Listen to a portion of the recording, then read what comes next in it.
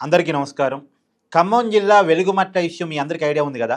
దగ్గర దగ్గర 700 ఇల్లు కూల్చివేసి అక్కడున్న జనాన్ని బయటికి నెట్టివేసి తర్వాత అన్ని పార్టీలు స్పందించాక జర్నలిస్టులు ప్రధానంగా పోరాటం చేశాక ప్రభుత్వానికి తప్పని పరిస్థితుల్లో బాగా నెగిటివ్ అయ్యాక దాదాపు ఒక 330 మందిని ఏమో సెలెక్ట్ చేసి వాళ్ళకి 3 మంత్రులు ఖమ్మం జిల్లాకు సంబంధించినటువంటి రెవెన్యూ శాఖ అంటే తెలంగాణ రెవెన్యూ శాఖ మంత్రి పొంగులేటి శ్రీనివాసరెడ్డి, వ్యవసాయ శాఖ మంత్రి తుమ్మల నాగేశ్వరరావు, డిప్యూటీ ముఖ్యమంత్రి మల్లు భట్టి విక్రమార్క, ఆ 3 కలెక్టర్ గారు కలిసి ఒక 331 మందిని ఏమో సెలెక్ట్ చేసి పట్టాలు ఇస్తున్నారు. అదే వెలుగుమట్ల భూమిలో అని వాళ్ళు చెప్పారు.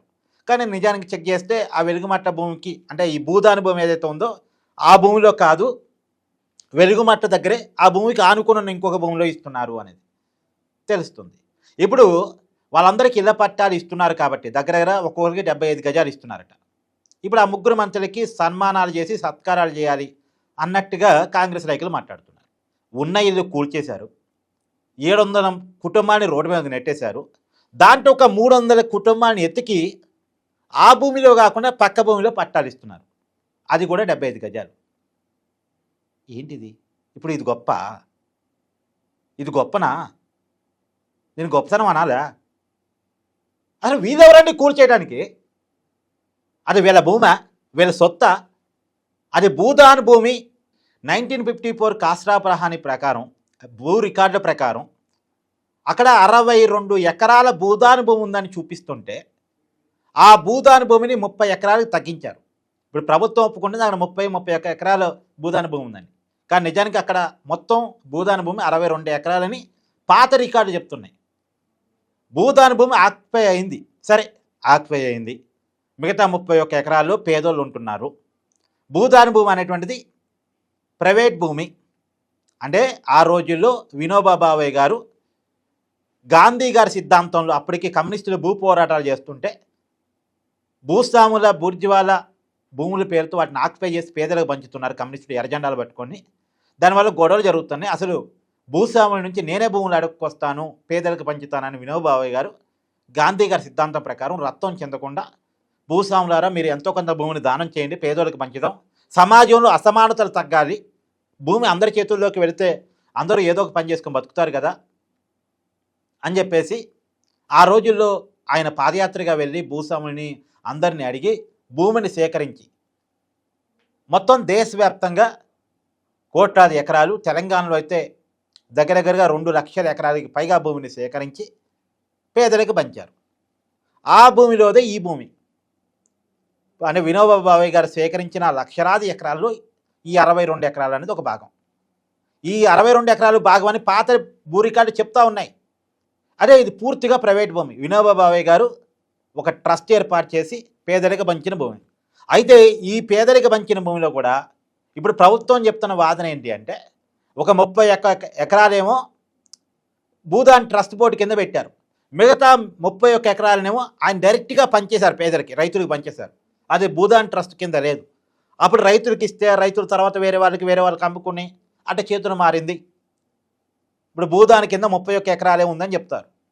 ఇది నిజమా అంటే సరే పోనీ ప్రభుత్వం చెప్తుందో ఒకసారి నిజం అనుకుందాం. ఈ 31 ఎకరాలైన భూదాన్ బోర్డే కదా, ప్రభుత్వమే చెప్తుంది భూదాన్ బోర్డు భూమి అని. మరి ఈ భూదాన్ బోర్డు భూమిలోకి వెళ్ళి అంటే భూదాన్ బోర్డుని వీళ్ళు కేసీఆర్ ఉన్నప్పుడు క్యాన్సిల్ చేశాడు, దీనికి ట్రస్టీగా సిసిఎల్ఏ అని పెట్టారు. అంటే ప్రభుత్వమే ట్రస్టీగా ఉంది. ప్రభుత్వమే ట్రస్టీగా ఉండి ఆ భూమిని కాపాడాలి, పేదలను అక్కడ ఉంచాలి, ఆ ఉద్దేశమే పేదలను ఉంచడం. కానీ అక్కడున్న పేదలకి మీకు పట్టాలు లేవు, పర్మనెంట్ పట్టాలు లేవు, లేదు తోటకూర లేదు, గోంగూర లేదు ఇక్కడ అన్నట్టుగా సారీ టు సే పేదోళ్ళ కాడికి వచ్చినప్పుడు నేను ఇంటనే మాట్లాడతా. పేదోళ్ళ కాడికి ఒక రాజకీయ పార్టీ ఒక ప్రభుత్వం పేదోళ్ళ మీద యుద్ధం ప్రకటించినప్పుడు పేదోళ్ళ తరపున ఇంతే మాట్లాడతా. తోటకూర అని అంత తొక్కలేదు, తోటకూర లేదని పేద ప్రజల్ని ఎలాంటి చర్చలు లేకుండా పేదోళ్ళతో చర్చలు జరపాలి. ఈ భూమి మీరు ఖాళీ చేయాలండి, మీకు పట్టాలు లేవు, మీకు వేరే చోట కేటాయిస్తామని చర్చలు జరపాలి నిజానికి. కానీ చర్చలు లేవు, పాలు లేవు, ఏకదమ్మును వాళ్ళు నెట్ పడేశారు. ఎవడిచ్చిండు హక్కు? పైగా చేసింది తప్పు.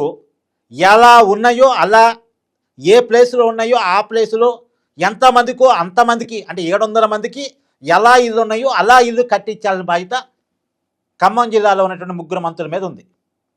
కానీ అలా కాకుండా వాళ్ళే కూల్చేసి మళ్ళీ వాళ్ళే ఏదో దానం ఇస్తున్నట్టుగా వాళ్ళ చేతుల మీదుగా బహుకరణ, వాళ్ళేదో దానం ఇస్తున్నారు.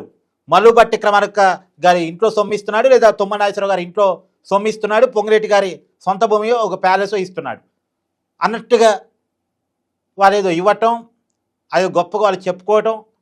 ఏంటండి ఇది? ఎవడి భూమిని ఎవడు పంచుతున్నాడు? ఎవడి భూమి నుంచి ఎవడు లాగేసుకుంటున్నాడు? ఇప్పుడు ఆ 31 ఎకరాలు ఏం చేస్తారు? సరే 62 ఎకరాలు అంటున్నారు, పోనీ 31 ఎకరాలే అనుకుందాం. ఏం చేస్తారు ఇప్పుడు? ఆ భూమిని ఏదైనా కార్పొరేట్కి ఇస్తారా? పరిశ్రమలకు ఇస్తారా? దానికోసం కాదు కదా వినోబాబు గారు సేకరించింది. ఆ భూమిని సేకరించింది ఏ ఉద్దేశంతో? ఆ భూమి ఉపయోగించాల్సింది ఏ ఉద్దేశం కోసం? ఇప్పటికీ మోసమే జరుగుతుంది. ఇప్పుడు ఉద్యమాన్ని చేర్చడానికి కవిత గారు నిజానికి ఏ మాట కామాట కవిత గారు గట్టిగా నిరాహార దీక్ష పూనుకోవటం, విశారదన్ మహారాజుని గారు ఆయన పోరాటం, అక్కడ కమ్యూనిస్టుల పోరాటం, ప్రత్యేకించి అక్కడ జర్నలిస్టుల పోరాటం, మన తొలగి వెలుగు రఘు కావచ్చు, వీళ్ళ పోరాటం ఫలితంగా ప్రభుత్వానికి ఊపిరాడలే.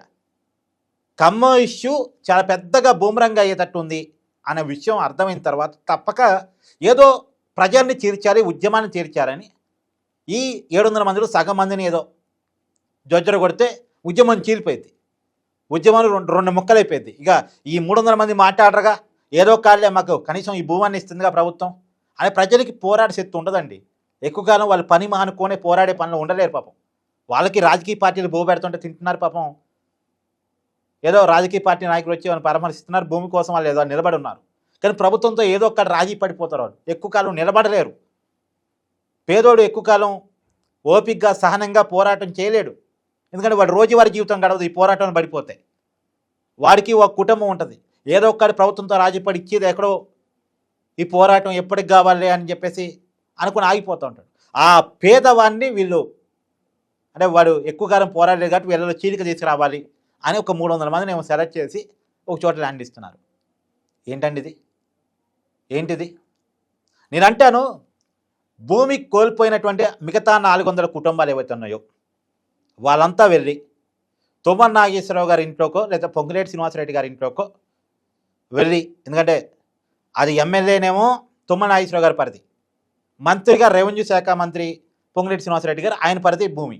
కాబట్టి వాళ్ళ ఇళ్లలోకి వెళ్ళి ఆ 400 కుటుంబాలు ఉంటే ఎందుకు అంబేద్కర్ గారి భవన్లో ఉంటున్నారు వాళ్ళు పాపం? వాళ్ళకు రాజకీయ పార్టీ బీఆర్ఎస్ వాళ్ళు వీళ్ళు బోలు పెడుతున్నారు భోజనాలు. ఎందుకు వాళ్ళకి అంత అవసరం ఏంది? వాళ్ళ ఇళ్లలోకి పోయి వాళ్ళే ఉంటే కావాలంటే కొన్నాళ్ళు తుమ్మల నాగేశ్వరరావు గారి కుటుంబాన్ని, పొంగిరెడ్డి శ్రీనివాసరెడ్డి గారి కుటుంబాన్ని మీరు ఇంట్లో నుంచి ఖాళీ చేయండి, మా ఇళ్ళలో నుంచి ప్రభుత్వం నెట్టేసింది కాబట్టి మేము ఇంట్లోకి వచ్చి కొన్నాళ్ళు ఉంటామని చెప్పేసి అంటే అప్పుడేమన్నా లేదు మా ఇంట్లోకి ఇంతమంది వస్తే మేము ఉండలేమని చెప్పేసి అప్పుడేమన్నా కనికరిస్తారా చూడాలి. కానీ అలా ఉండాల్సిన అవసరం లేదు. పేదోడు నోరు మూసుకొని ఉంటే, పేదోడు చేతగానే వాళ్ళలాగా ఉంటే, బెదిరిపోయేలా ఉంటే బెదిరించడానికి వాళ్ళు సిద్ధంగానే ఉంటారు. అసలు ఎవరండి వీళ్ళు మంత్రులు ఎమ్మెల్యేలు? మన జీతగాళ్ళండి. నేను మళ్ళీ చెప్తాను, మన జీతగాళ్ళు. మనం ట్యాక్స్ రూపంలో కడుతున్న డబ్బుల్ని నెల నెల జీతం ఇస్తున్న వాళ్ళకి శాలరీ రూపంలో మనకి సర్వీస్ చేయడానికి వాళ్ళు ఉన్నారు. మనమే పెత్తనం చేయడానికి కాదు వాళ్ళు ఉంది.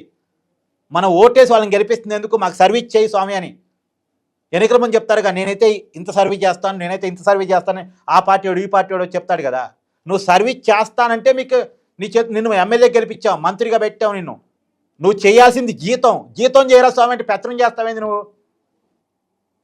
నువ్వు జీతగాళ్ళలాగా ఉండు. ప్రజలకు జీతగాళ్ళు ఎమ్మెల్యేలు, మంత్రులు. ప్రభుత్వంలో ఉన్న పెద్దలు ప్రజలు ఇచ్చేటువంటి డబ్బులతో, ప్రజలు కట్టే ట్యాక్సులతో జీతాలు తీసుకుంటున్న వాళ్ళు. ఎమ్మెల్యేకి నెలకు 2 లక్షలు వస్తుంది, మంత్రిగా ప్రోటోకాల్ ఇంకెక్కువ. ఆయనకి సెక్యూరిటీ, ఆయనకు పిఏ, ఆయనకు ఒక ఓఎస్డి, ఆయనకు ఒక సిస్టమ్, ఆయన క్యాంప్ ఆఫీస్ కరెంటుగా ఫ్రీ, అన్ని ప్రజలే ఇస్తున్నారు. ఎందుకు ఇస్తున్నారు? బాగా పనిచేయని, బాగా సర్వీస్ చేయని. అధికారం అంటే పెత్తనం కాదు, అధికారం అంటే సర్వీస్ చేయరసామంటే ప్రజల మీద పెత్తనం చేస్తారు, ప్రజలను బెదిరిస్తారు. పోలీసు అధికారి ఏదో వైరల్ అవుతుంది, ప్రజల్ని బెదిరిస్తున్నాడు, మీరు పోరాటం చేస్తే మీ వీడియోలు మా దగ్గర ఉండే కేసులు పెడతామని. అరే నాయన, నువ్వు ఆ ప్రజలిచ్చే ట్యాక్సులతో జీతం తీసుకుంటున్నాడువి, నువ్వు ప్రజలను బెదిరిస్తావేంది? నువ్వు బెదిరి, నాయకుని బెదిరి ఏంది? ప్రజలను రోడ్డు మీద నెట్టేశారేంది? ఎవడిచ్చింది అధికారం అని మంత్రి తుమ్మల నాగేశ్వరరావు దగ్గర పోయి మాట్లాడు. మంత్రి పొంగులేటి శ్రీనివాసరెడ్డి దగ్గర పోయి మాట్లాడు. నువ్వు మాట్లాడాల్సింది జీతగాన్ని. నువ్వు జీతం సరిగా చేయట్లేదట, పైగా ప్రజల మీద రౌడీజం చేస్తున్నావట, ఏంది ఇది అని అడుగు. ప్రజలను బెదిరిస్తారేంటి పోలీసు అధికారులు, ప్రజల్ని కొడతారేంటి పోలీసు అధికారులు? ఎవరెవరైతే ప్రజల మీద చేయి చేసుకున్నాడో, ప్రజల్ని బెదిరించాడో ఇమ్మీడియట్గా వాళ్ళని ఉద్యోగాలను తీసేయాలి. మన జీతగాడు మన మీద తిరగబడితే ఊరుకుంటామా? మన ఇంట్లో జీతగాడు మన మీద తిరగబడితే మనం ఊరుకుంటామా? వీళ్ళని ఎందుకు జీతంలో ఉంచాలి? వీళ్ళ ఎందుకు జీతం ఇవ్వాలి? అర్జెంటుగా వాళ్ళందరినీ సస్పెండ్ చేయాలి. ప్రజల డబ్బులతో జీతాలు తీసుకుంటూ, ప్రజల్ని అవమానిస్తూ, ప్రజల్ని ఇబ్బంది పెడుతూ, మళ్ళీ ప్రజల్ని జొజ్జొరగొట్టే ప్రయత్నం, ప్రజల్ని చీల్చే ప్రయత్నం. ఏంటండి దుర్మార్గం? ఇష్టం వచ్చినట్టు పార్టీలు మారుతారు. సరే పోనీ, ఏమో మాకేదో సర్వీస్ చేస్తారని ప్రజలు గెలిపిస్తున్నారు, ఇలా చేస్తారా? సో వెలుగుమట్లో జరిగిందైతే ఇప్పటికీ కరెక్ట్ కాదు. ఇదేమో గొప్ప సక్సెస్ నేను అనుకోను. సరే ఈ మేరకు సక్సెస్ పోరాటాల వల్ల దక్కింది, కానీ ఇది సక్సెస్ అని నేను అనుకోను. ప్రభుత్వం చేసిన గొప్ప పని కూడా నేను అనుకోను. మీరేమనుకున్నారు కూడా కామెంట్ చేయండి.